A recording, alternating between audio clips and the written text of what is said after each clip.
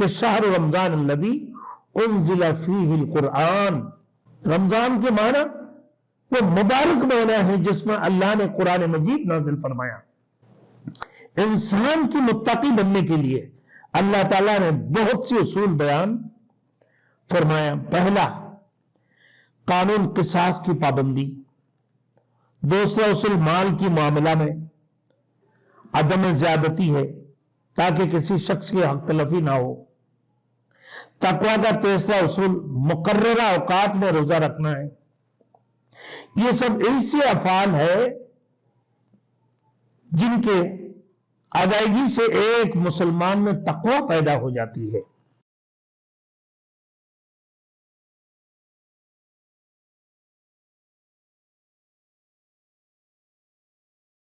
Thanks for watching. Don't forget to like, comment, share and subscribe to Maulana Habibullah Ruhani Official.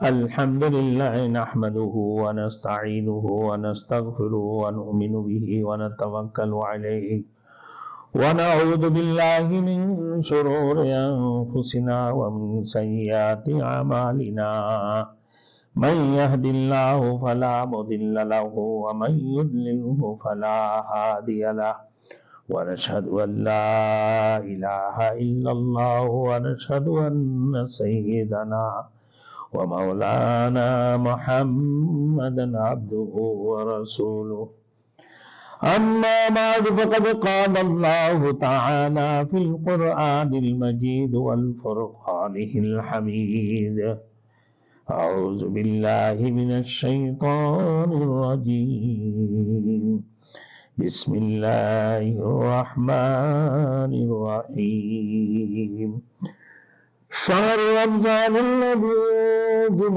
فيه القرآن هدى للناس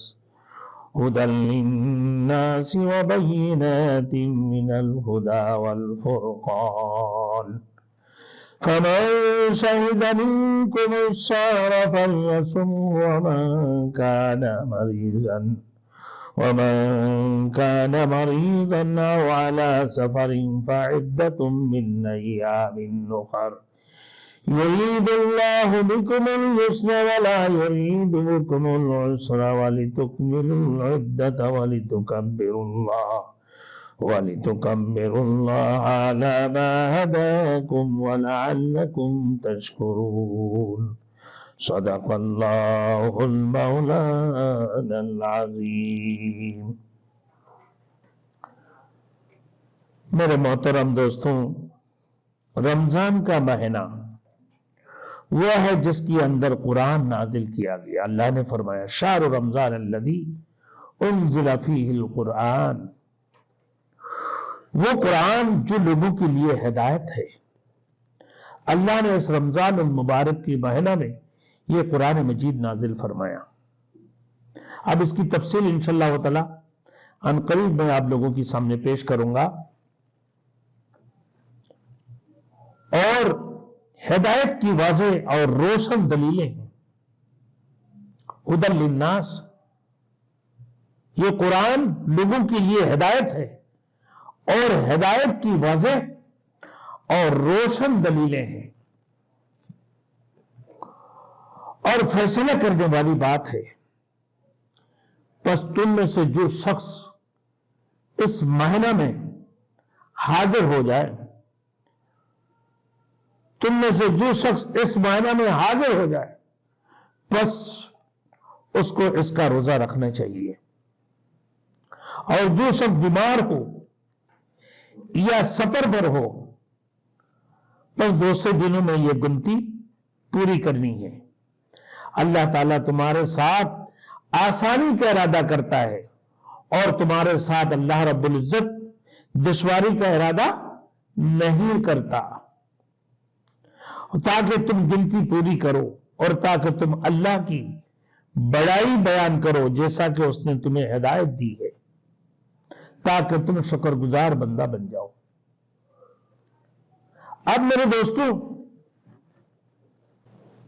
انسان کی متقی بننے کے لیے اللہ تعالیٰ نے بہت سے اصول بیان فرمایا۔ پہلا، قانون قصاص کی پابندی۔ दूसरा उसूल माल की मामला में अदम ज्यादती है ताकि किसी शख्स की हक तलफी ना हो। तकवा का तीसरा उसूल मुकर्ररा औकात में रोजा रखना है। ये सब ऐसे अफाल है जिनके अदायगी से एक मुसलमान में तकवा पैदा हो जाती है। एक मुसलमान के अंदर तकवा की सिफत पैदा होती है। इससे पहले आयत में भी अल्लाह रब्बुल इज्जत ने रोजा की फर्जियत बयान फरमाई कि ईमान वालों पर एक माह की रोजे फर्ज किए गए। ये चंद गिने चुने दिन है, चंद गिने हुए दिन, जो कि पूरे साल में 29 या 30 दिन की रोजा है, जिनमें रोजा रखना जरूरी करार दिया गया, यानी फर्ज करार दिया गया। माह रमजान की रोजे से पहले आशूरे के रोजा 2 रोजा रखना फर्ज था, 9-10 या 10-11 का, बल्कि रसूल नबी सल्लल्लाहु अलैहि वसल्लम खुद भी रखा करते थे और बच्चे भी यौम आशूरा की रोजा रखते थे। इसके बाद जब रमजान के रोजों की फर्जियत का हुक्म नाजिल हुआ तो आशूरा के रोजे की फर्जियत खत्म हो गई और ये बड़े अजर और सवाब का है। रोजों की फर्जियत 2 रोजे की रखने की अब भी बड़ी फजीलत है। यौम आशूरा के रोजे की बड़ी बरकत है, अब भी बड़ी फजीलत है इसमें, और ये बड़े अजर और सवाब का बायस बने। इसी तरीके से यौम अरफा की रोजा भी बड़े सवाब का हामिल है, मगर फर्ज आशूरा की रोजा और यौम अरफा की रोजा फर्ज नहीं है। इसी तरह अय्याम बैज यानी 13, 14, 15 हर माह की 3 रोजा रखना, हर माह की दरमियानी 3 रोजे मुस्ताहब। रमजान के बाद शव्वाल की 6 रोजे, ये बहुत बड़ी अजर का मौजब है। हुजूर सल्लल्लाहु अलैहि वसल्लम ने फरमाया कि शव्वाल के 6 रोजे बहुत बड़ी अजर है। हुजूर ने फरमाया कि जिसने माह रमजान के रोजे रखे और शव्वाल के 6 रोजे मिला लिए, वो शख्स ऐसा जैसे उसने पूरे साल का रोजादार हो, यानी पूरे साल का रोजा रखा, उसने पूरे साल रोजे रखने का सवाब अल्लाह रब्बुल इज्जत उसको अता फरमाएगा। रमजान मुबारक के रोजे रखें, उसके बाद शव्वाल के 6 रोजे रखे तो रसूल नबी सल्लल्लाहु अलैहि वसल्लम ने फरमाया कि वो गोया के पूरे साल का रोजा रखा है। फर्जियत सिर्फ रमजान मुबारक की रोजा है, जिन्हें अल्लाह ताला ने अय्याम मादूदात फरमाया, यानी चंद गिने हुए दिन का और रोजा 29 या 30 रोजे। अब मेरे दोस्तों, माह रमजान के शहर रमजान अल्लज़ी उन्ज़िला फ़ीहिल कुरआन, यह रमजान की महीना वो मुबारक महीना है। रमजान के महीना वो मुबारक महीना है जिसमें अल्लाह ने कुरान मजीद नाज़िल फरमाया। वो ऐसे किताब, ऐसे कुरान है जिसको अल्लाह ने कलामुल्लाह कहकर फरमाया, और किसी किताब के अंदर ये मौजज़ा नहीं है। ये कलामुल्लाह शरीफ है, फुरकानुल अज़ीम है। अल्लाह ने खुद इस कुरान मजीद को कलामुल्लाह शरीफ कहा। यह बड़ी बरकतों वाला महीना है, और सबसे बड़ी बरकत यह है कि इसमें कुरान मजीद अल्लाह ने नाजिल फरमाया।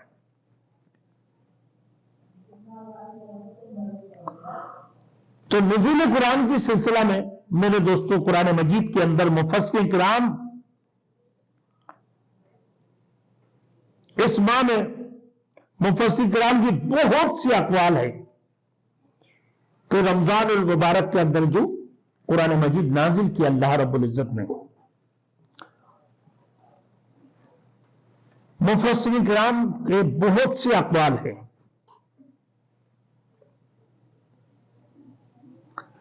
بعض کہتے ہیں کہ اس ماہ میں قرآن کریم کو نقل کر کے اللہ رب العزت لوح محفوظ سے بیت العزت میں رکھا گیا، جو کہ آسمان دنیا یعنی پہلے آسمان پر واقع ہے بیت العزت۔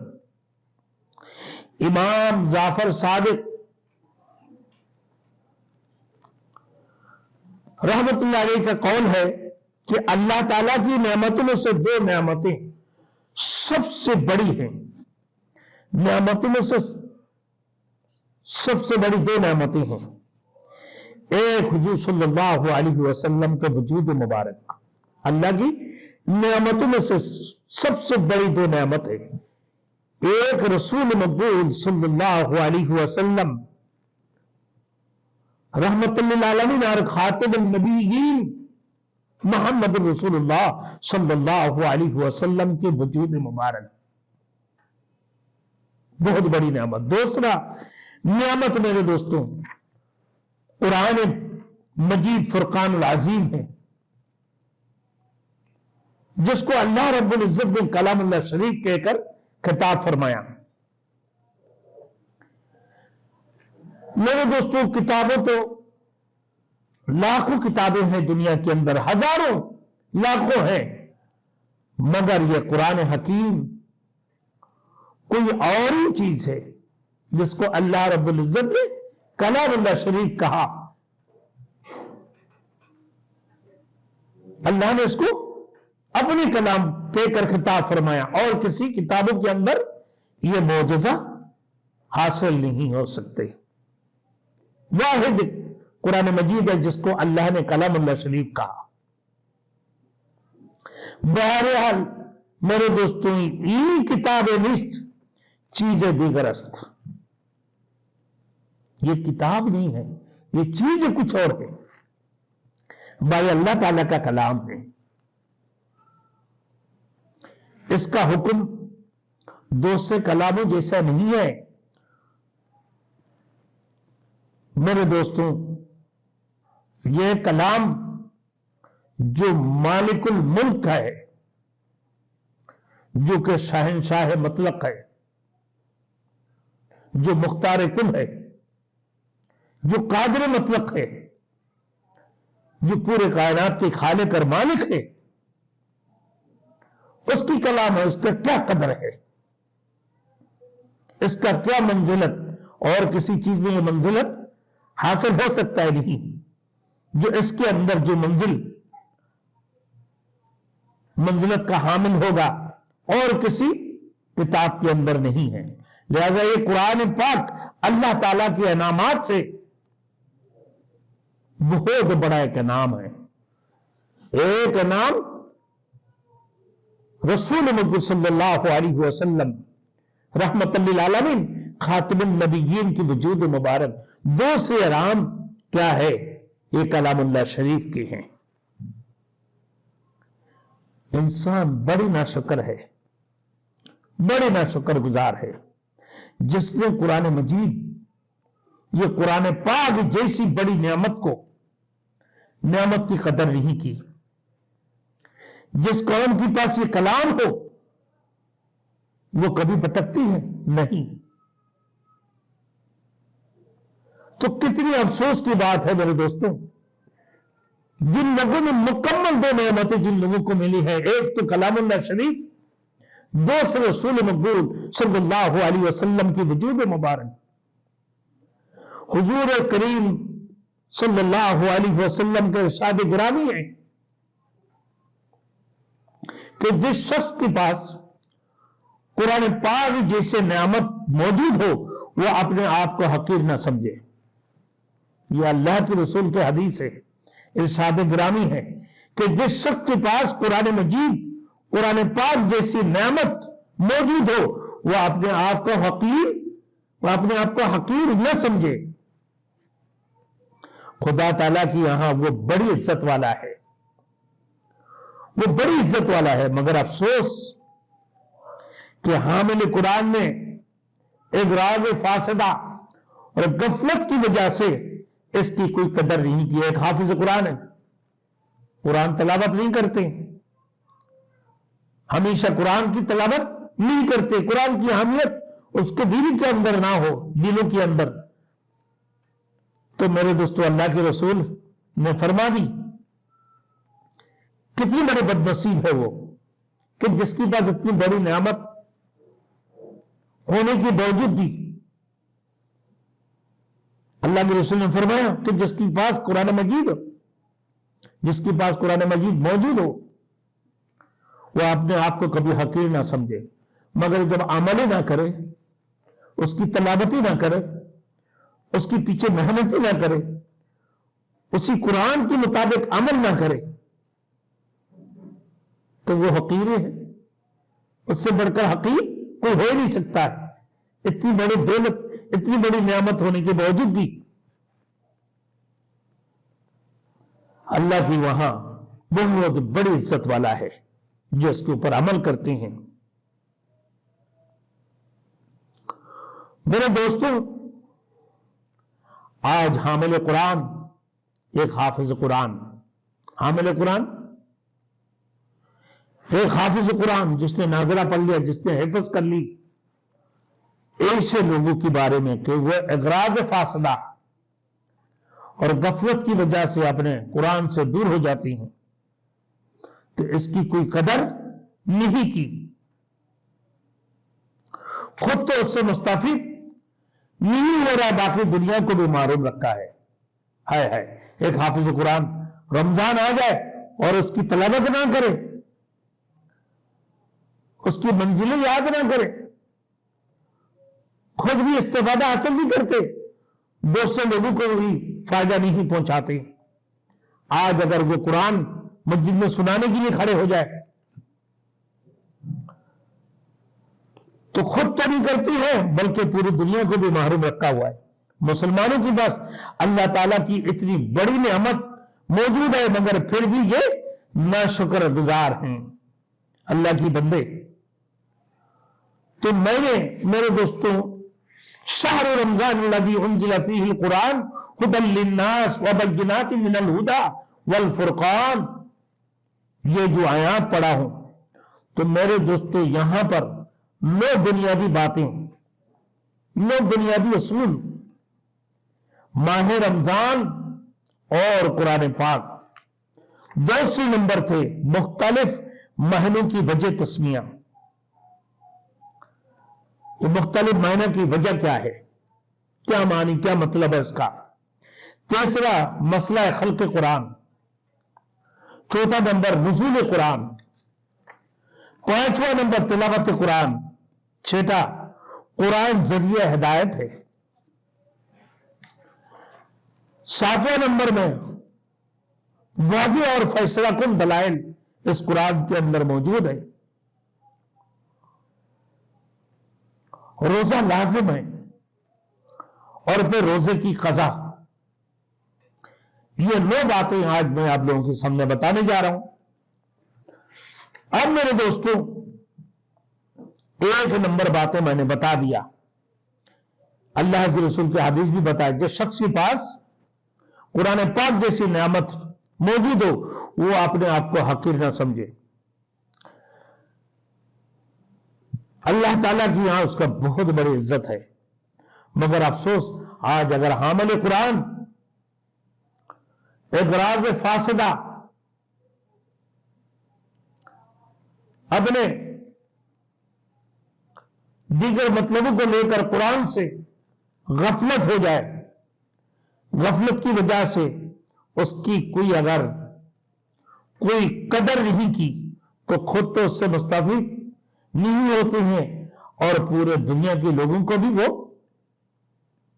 اس استفادہ حاصل کرنے سے محروم رکھتا ہے۔ मुसलमानों के पास अल्लाह की इतनी बड़ी नेमत मौजूद हो, मगर फिर भी वो न शुक्रा है, न शुक्रगुजार बंदे हैं। इतनी बड़ी नेमत। दूसरे नंबर मुख्तलिफ महीना कि शहर रमजान लदी उन्जिला फीहिल कुरान। शहर का मतलब क्या है कि यह महीना, शहर का मतलब है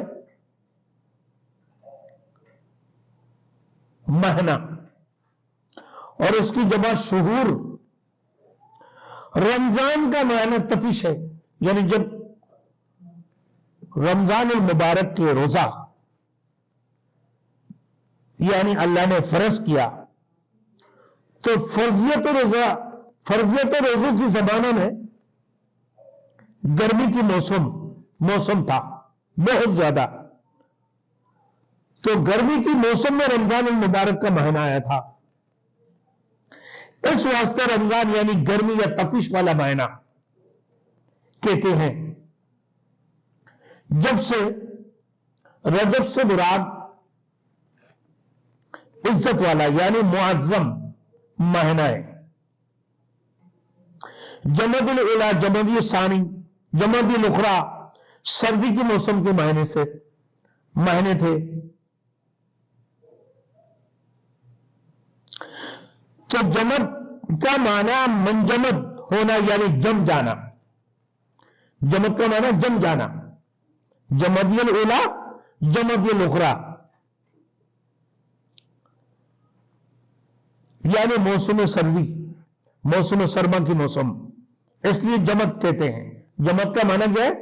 जम जाना, सर्दी की मौसम। इसी तरह शाबान का महीना है पुरागंदा होना। इस मौसम में कबाइल इधर उधर पुरागंदा हो जाती हैं। जिकादा यानी बैठने की है मान। जिलहज का यह नाम इसलिए कि इस महीने में हज अदा किया जाता है। मुहर्रम से मुराद हुर्मत वाला है, तो सफर से मुराद है खाली। इस तरीके से रबीउल अव्वल और रबीउल आखिर, रबीउल सानी यानी आखिर, इस मुनासिबत से लिया गया कि यह रबी की मौसम, ये रबी बहार को कहते हैं। तो रबीउल अव्वल, रबीउल सानी। बहरहाल मुफस्सिर किराम फरमाते हैं रमजान को यह नाम तपिश की वजह से दिया गया कि जब रमजान मुबारक की रोजे फरज की अल्लाह रब्बुल इज्जत, तो उस वक्त में हर चीज गर्म होकर पिघलने लगती है। हर चीज गर्म होकर जब गर्म होती है, वो तपिश होती है, तो जो भी चीजें देखें जो बर्फानी तोदे गिरने लगते हैं गर्मी की मौसम में, तो बहुत गर्मी जब तपिश हो जाती है तो बर्फ पिघलने लगती है।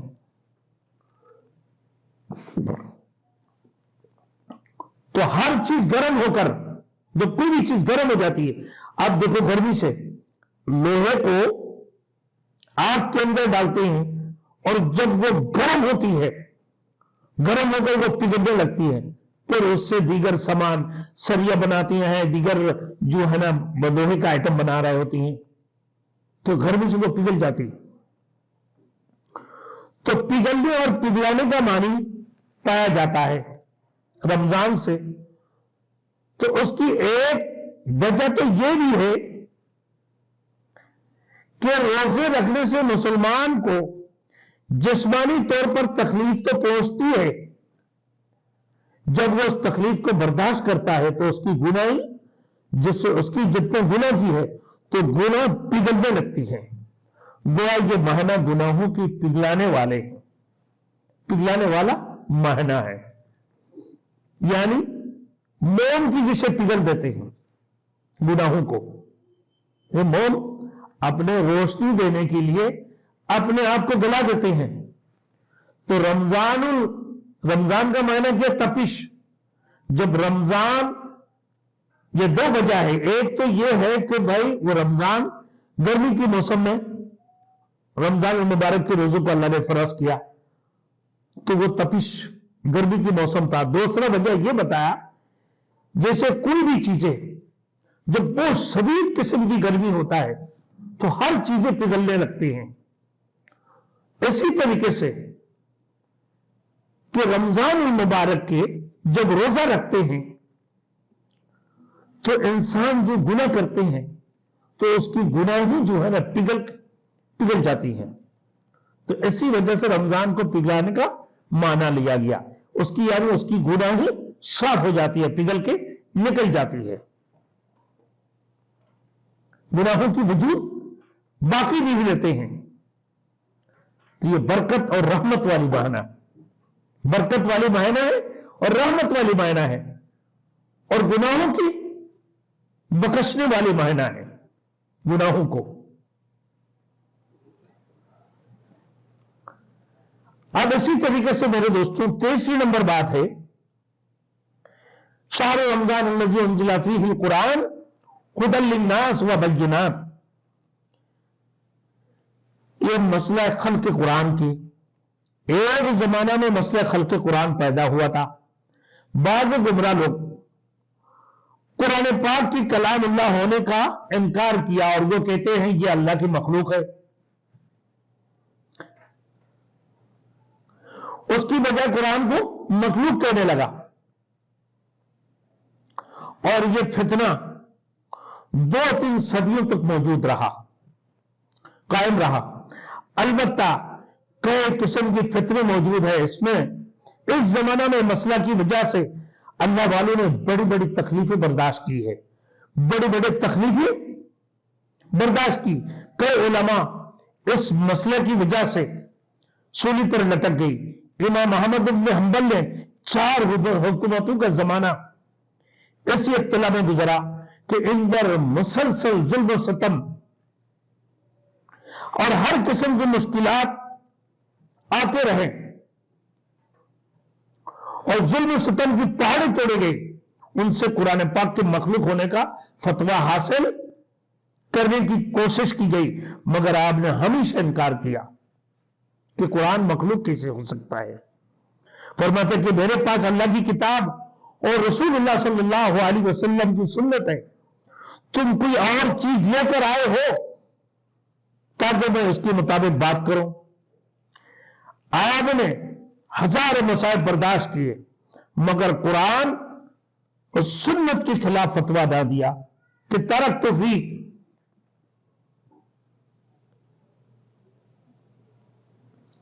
कि मैं तुम्हारे पास 2 चीज को छोड़कर जा रहा हूं, एक कुरान, दूसरा रसूल की सुन्नत। जो लोग उसको मजबूती से पकड़ लेगा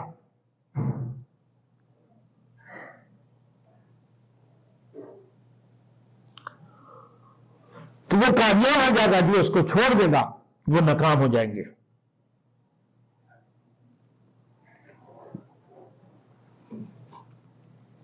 तो कुरान पाक रमजान मुबारक के नुज़ूल होना, तो ये तो गया खल्क़ कुरान कि कुरान को मखलूक कहना। बड़े बड़े उलमा सूली पर लटक गए।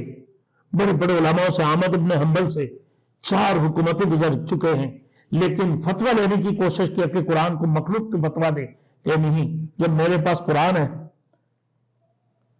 तो अल्लाह रब्बुल इज्जत की कुरान और रसूल की सुन्नत, सुन्नत रसूल मेरे पास है। अगर तुम लोग और कोई चीज लेकर आए हो तो बताओ कि मैं उसके मुताबिक बात करूं। अपने हर मुसीबतें बर्दाश्त की है मगर कुरान और सुन्नत के खिलाफ फतवा नहीं दिया।